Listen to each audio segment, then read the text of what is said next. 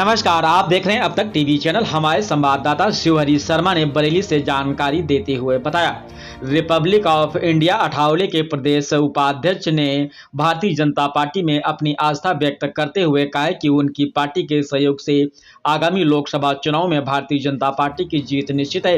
Republic party of India Athawale के प्रदेश उपाध्यक्ष नदीम इकबाल ने कहा है कि देश की जनता भारतीय जनता पार्टी की मोदी सरकार को ही पसंद करती है। यही कारण है कि भारतीय जनता पार्टी दिन पर दिन आगे बढ़ती जा रही है। नदीम इकबाल ने कहा है कि 2024 में होने वाले लोकसभा चुनाव में भाजपा को ही विजय श्री हासिल होगी, क्योंकि अन्य राजनीतिक पार्टियों के पास न तो संगठन है और न ही राष्ट्र को चलाने वाला कोई योग्य नेता।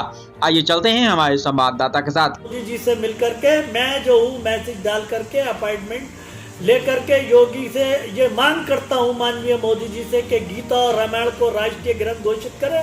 सारे हिंदुस्तान में आतंकवाद और उसका शांति का हाल है जो गीता रामायण पर चलेगा। अच्छा, जो जीत का शेरा है, क्या मोदी जी के सर पे सेरा बांधा जाएगा या वहाँ के मुख्यमंत्रियों की अपनी प्रयास की वजह से जीत हासिल हुई है? देखिए, जो कुछ भी बोर्ड मिला है वो मोदी जी के चेहरे पे भारतीय जनता पार्टी की विकास को देखते हुए रणनीति पे जो विकास का उन्होंने संकल्प लिया है और जो नई नई योजनाएं मोदी सरकार ला रही है, चाहे वो हिंदू हो मुस्लिम हो, बराबर से सबको योजनाएं मिल रही हैं। बेटियों के लिए, बहनों के लिए जो लाडली बहना योजना है। और मैं ये कहना चाहूँगा खास तौर से माननीय संतोष गंगवार जी, जहां मध्य प्रदेश में जहां उन्हें चार्ज मिला था उस जगह की चारों पांचों सीटें भाजपा के पक्ष में गई। और मैं इनके लिए माननीय संतोष गंगवार जी को भी हार्दिक शुभकामनाएं देता हूं, जो मध्य प्रदेश में जीत का परचम लहरा करके हैट्रिक स्थापित करके वापस लौटे। क्या कारण रहा कि भारतीय जनता पार्टी तेलंगाना के अंदर सारी सीटें नहीं खोल पाई और वहां से बहुमत हासिल नहीं कर पाई? अगर मोदी मैजिक था तो तेलंगाना से सीट क्यों नहीं जीत पाए? देखिए, मोदी मैजिक ये जनता की राय है, जनादेश। ये जातिवाद को चुनाव ना देख के, ये विकास एजेंडे को देख करके चुनाव हुआ है। मोदी की योजनाओं को देख करके चुनाव हुआ। उनकी समझ में हो सकता है कि मोदी योजनाएं नहीं बैठी हो, जो वहां पर जीत का परचम नहीं लहरा पाए। इसमें कोई खास बात नहीं है। हर स्टेट में अलग अलग अपनों की लोगों की राय होती है। इसीलिए लोकसभा में जितना लोग मोदी को चाहते हैं, भगवान ईश्वर अल्लाह ने चाहा और मैं प्रार्थना करता हूं कि तेलंगाना से लोकसभा सीटें जीत करके 2024 में देखिए आएंगी। इसीलिए वहां कुछ स्थानीय पार्टी हावी रही। क्या कारण रहा रामदास अठावले वाली पार्टी का जो कैबिनेट से गठबंधन है, क्यों नहीं रामदास अठावले के विधायकों को वहां चुनाव लड़ने के लिए सीट दी गई? देखिए, रामदास अठावले महाराष्ट्र के हैं।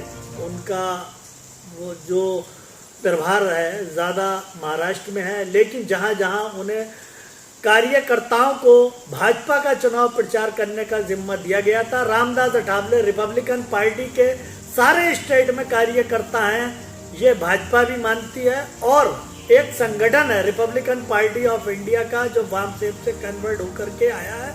इसीलिए बाबा भीमराव अंबेडकर की बनाई हुई रिपब्लिकन पार्टी ऑफ इंडिया ने भाजपा गठबंधन होने के नाते ये उसमें भी रिपब्लिकन पार्टी ऑफ इंडिया का बहुत बड़ा हाथ है। आज प्रेस वार्ता का जो आयोजन करा है, इसके बारे में जरा विस्तार से जानकारी दीजिए। किन मुद्दों पे आप चर्चा करेंगे? Nadeem Iqbal, Republican Party of India Athawale जो एनडीए में शामिल है, मैं प्रदेश उपाध्यक्ष और प्रदेश प्रभारी हूँ उत्तर प्रदेश का। सब प्रथम 3 राज्यों में जो महाजीत हुई है बीजेपी की, इसके लिए मैं रामदास अठावले की ओर से मोदी जी, अमित शाह और राष्ट्रीय अध्यक्ष जेपी नड्डा को इसके लिए हार्दिक शुभकामनाएं देता हूं। और आज माननीय योगी जी, मोदी जी और जेपी नड्डा, रामदास अठावले केंद्रीय राष्ट्रीय अध्यक्ष सामाजिक न्याय एवं अधिकारिता राज्य मंत्री भारत सरकार, श्री रामदास अठावले ने यह साबित कर दिया कि आज हिंदुस्तान की सबसे बड़ी पार्टी के रूप में भारतीय जनता पार्टी हिंदू, मुस्लिम, सिख, ईसाई और जात पात से ऊपर उठकर विकास को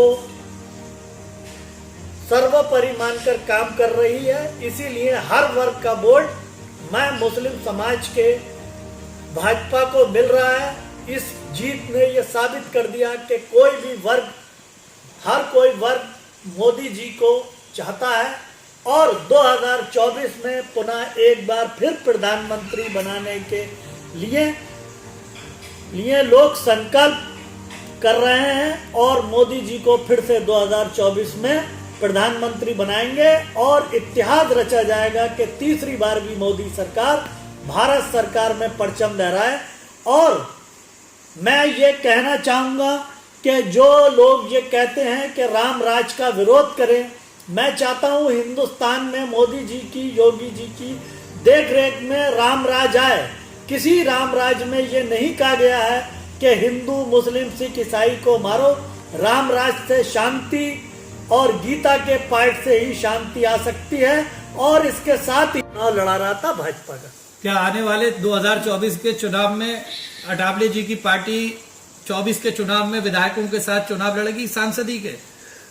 देखिए, उत्तर प्रदेश में हम लोगों ने 4-5 सीटें मांगी हैं और 2-3 सीटों का माननीय मोदी और योगी जी ने देने का वादा करा है। और चूंकि हम एनडीए में शामिल हैं, इसी के भाजपा के साथ ही 2024 का मिलकर के चुनाव लड़ेंगे, चाहे गठबंधन में सीटें मिले या ना मिले। इसीलिए हम मोदी जी को, Republican Party of India Modi ji को ही प्रधानमंत्री बनाने के रूप में देख रही है।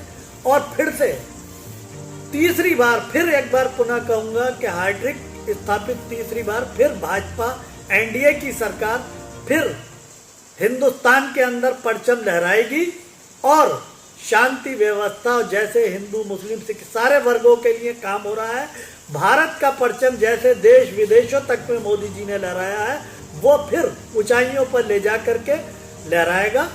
जय हिंद, जय भारत, जय भीम, जय हिंदुस्तान, भारत माता की जय।